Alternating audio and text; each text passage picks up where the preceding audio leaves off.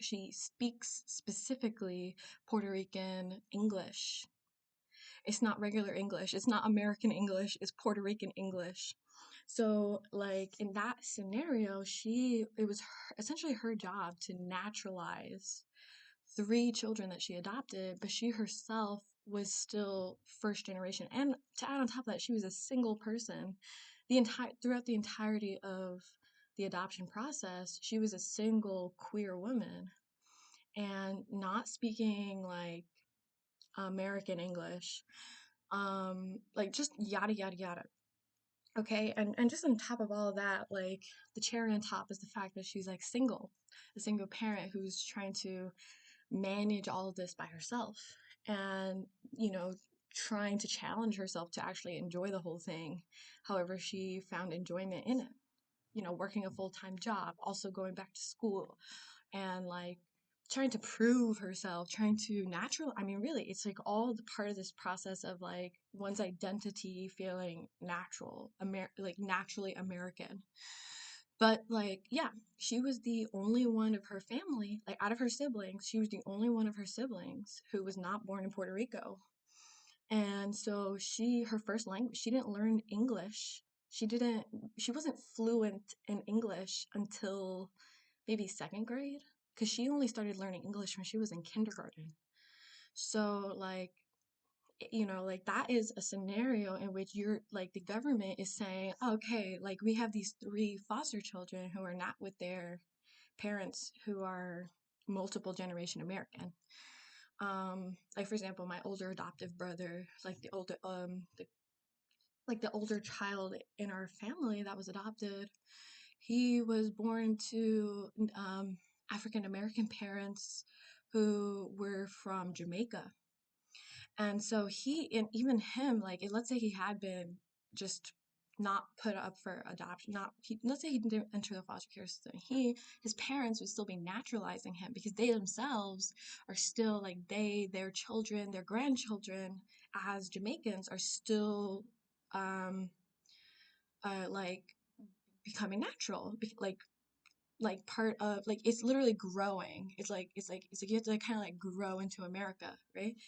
So there are like families, like when I say families, I mean there are like adoptive couples have been who are not first generation, is what I'll say. Like there are the ideal adoptive couple for an American or really any nationality, but the ideal couple would be both parents being multi-generational, or at the bare minimum at least one parent out of an adoptive couple being multi-generationally American, in order to ensure that the children who are being adopted or children who are being fostered are being naturalized, are fully naturalized, and are not at the risk. And when I say risk, I mean the reason why people are not admitted into this country is due to crimes committed, like due to criminal records, due to things of that nature, mainly regarding violence. So violent individuals are often, that's the goal of immigration, is to keep violent individuals from entering the country. But like something like child abuse is often off the record. So for example, my adoptive mother, her mother who entered this country from Puerto Rico was extremely physically violent, but that's not on her immigrant mother's like criminal record. Like the Puerto Rican criminal system did not catch um like one of like my adoptive grandmother, right? One of her sons was a police officer. There was no criminal activity on her record. She freely entered this country and then physically assaulted her natural born daughter on a daily basis. And then her first generation daughter, the one who faced physical assault due to being first generation, she grew up and then she decided she wanted to adopt. And then she did the same thing that happened in a different country that is not part of American culture and actually is dysfunctional for an American child to experience, because part of American identity, part of the naturalized American identity is going to public school every day and not feeling this like feeling like everyone is safe. Literally, like in kindergarten you're taught don't hit other people. Like you teach 2-year-olds, you teach 3-year-olds don't hit other people. But a not a first generation adoptive woman physically continued the foreign tradition of beating her kids, which is not part of necessarily an American tradition. Like I'm saying, like multi-generational Americans, we're looking at American television, we're looking at American media, we're listening to American politicians, and the message is anti-violence, no violence. And yet for example, I'm a multi-generational American. I grew up, I'm like multi-generation, my my grandfathers on multiple like sides of my mother's family tree. I had American forefathers who served during both world wars. So I'm a multi-generational American. Like multiple of my forefathers um, fought in World War One, fought in World War Two, like, have been here for a while, naturalizing. I was born to a multi-generational um, American woman who was near death. Okay, she died when I was 3. So I was adopted because, I mean, she died when I was 3. So in 2004, actually, when I was 3 years old, I was adopted. She died that year. Okay, she didn't really have many choices. You can say whatever you want about the American healthcare system at that front.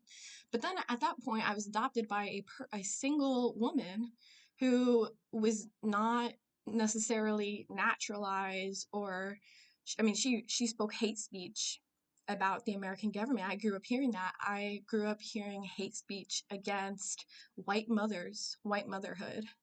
I came from a white mother. I'm white, like I might be a white mother one day. Like, so I heard hate speech um about the way other mothers parent their child. She would speak to us in a manipulative way to where not only that she was acknowledging gentle parenting, she would acknowledge that an American style of parenting existed.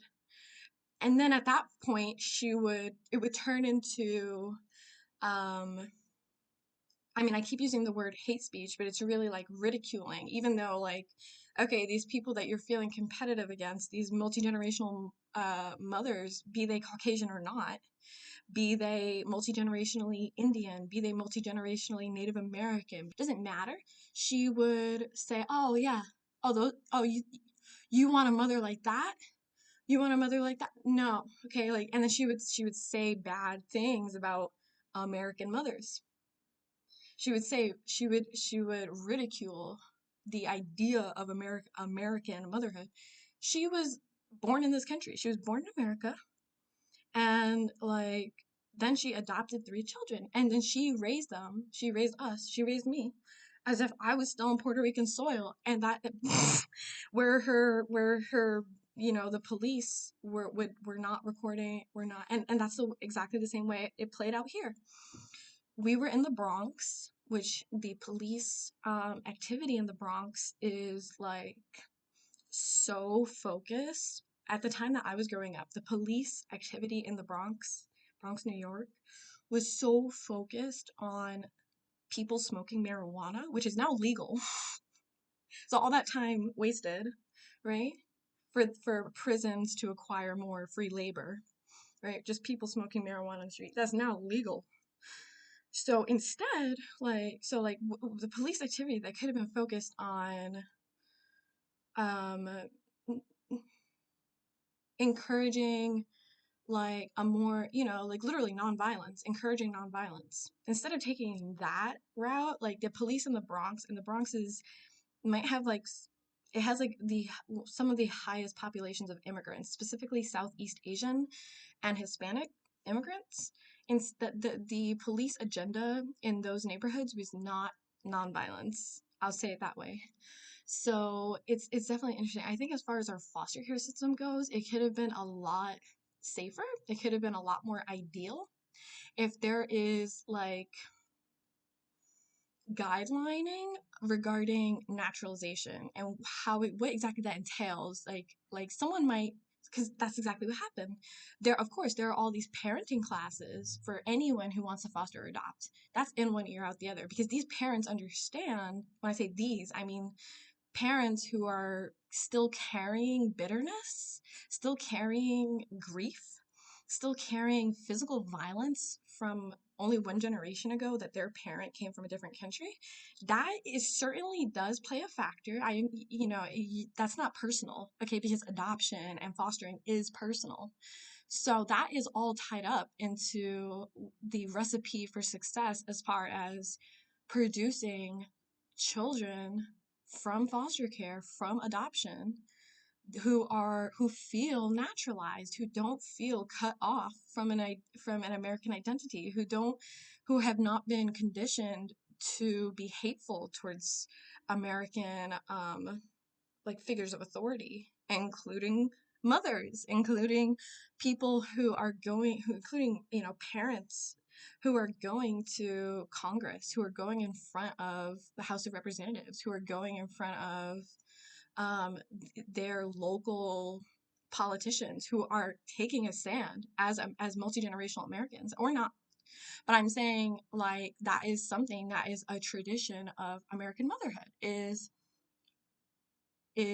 actually advocating advocating on a political level, feeling confident in their own ability to discern what is safe for a child, which does not include um, taking children's head and slamming them together with the force of of two punches. Like, that's not part of the a safety agenda. That's what I experience.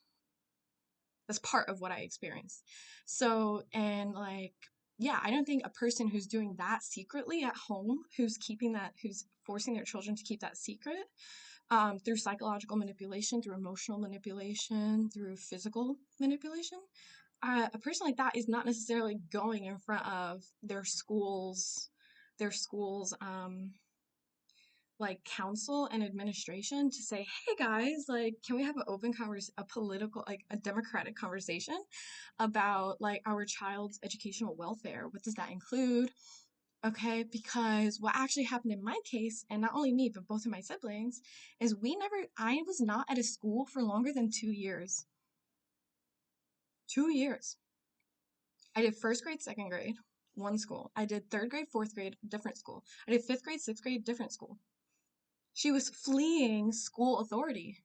When I say she, I mean the person who adopted me. The woman who adopted me was fleeing school authority as these questions were popping up. Well, why is your child saying this? Why is your child doing this in class? What exactly is going on here? Is everything okay at home? Blah, yada, yada, yada. She just kept moving us school to school to school.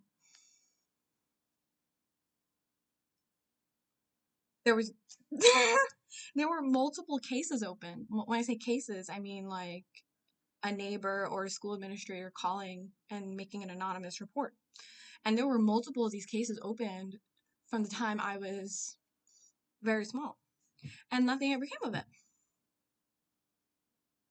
I just don't think a single parent who is still in the process of naturalization, who is first generation and single, I don't think that's necessarily the best, like logically, necessarily the best scenario to place a person, a baby, an infant who is going to need a more like a stronger identity as a result of not being raised by their natural parents.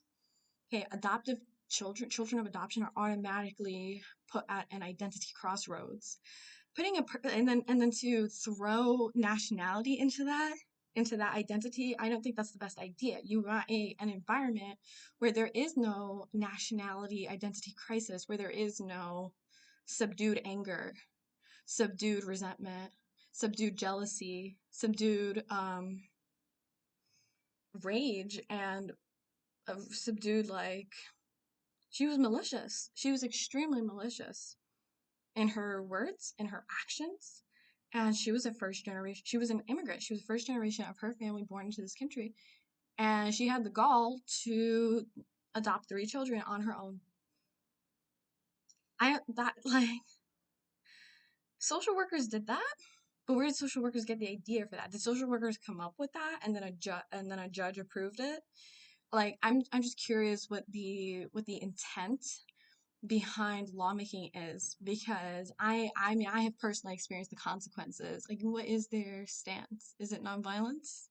Because that seems like the most important thing for children is nonviolence.